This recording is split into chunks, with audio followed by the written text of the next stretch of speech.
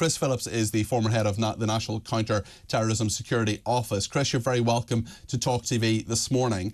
This strikes me as a shambles. Do you agree?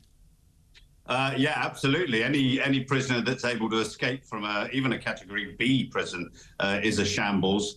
I mean, the whole point of those places is to keep people inside. And it strikes me that perhaps they didn't even know that he'd escaped. I mean, that may be half the issue. Yeah, it just seems that communication wasn't there, procedures weren't there. We spoke to a former prison officer a little bit earlier on in the programme about the procedures. I mean, what should have happened, both from a prison perspective and, you know, you're former head of the National Counter-Terrorism Security Office, in terms of what they should actually know at that time? What should they have been told? Well, the key point is that any van that goes in would and should be searched, because, of course, there's not only a danger of people coming out, there's a danger of stuff going in. So any vehicle that goes into the prison should be searched. And once again, when it's going out, the van should have been searched. And yes, they've got mirrors, they've got convex mirrors on the roof to make sure no one's on the roof, and also mirrors underneath. So listen, there's no excuse. I think the big issue is, and will be, you know, how chaotic is it in the prison? How have they allowed this to happen? Why actually was a prisoner who's in for terrorism in this prison, but also why was he working in the kitchen, which is one of those locations where sort of the people that are very well trusted tend to work. Yeah, he was a remand prisoner as well. He wasn't actually convicted of anything. I just want to go to a little clip of what Dominic Murphy, who's counter-terrorism chief at the Metropolitan Police, the information he gave on the escape of Daniel Khalife from HMP Wandsworth yesterday. Let's have a look at this and then we'll go back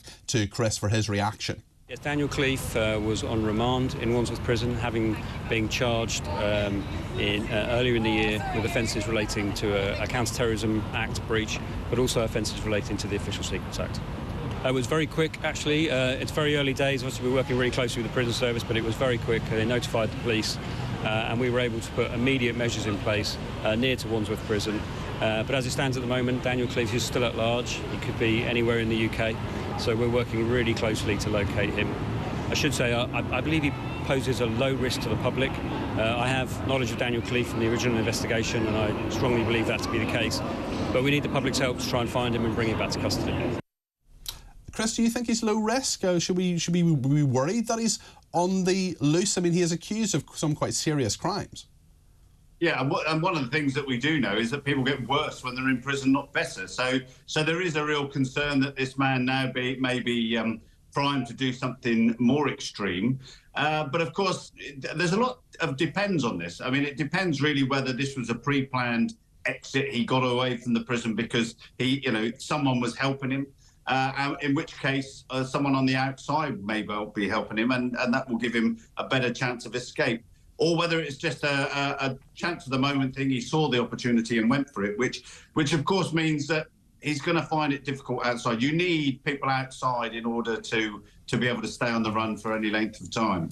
So what will happen now from the police side of things, from the counter-terror side? How will they be approaching this? What will they be saying? How will they be dealing with this? How much of it will be under the radar, behind the scenes, and how much are they going to tell us about this, do you think, over the next few days? Because it is very worrying, especially if we're in a situation where he could perhaps leave the country. Yeah, well, I mean, he would need a passport, or you would think he'd need a passport. That's not always the case these days, is it? But the key thing is his contacts. He will need contacts. He will have been in touch with people when he's in prison. If he's been planning this, then there may well be people that are willing to help him. But of course, those people are putting themselves up for a very long jail sentence as well if they do. I think the key thing is that the police will be looking at his contacts outside.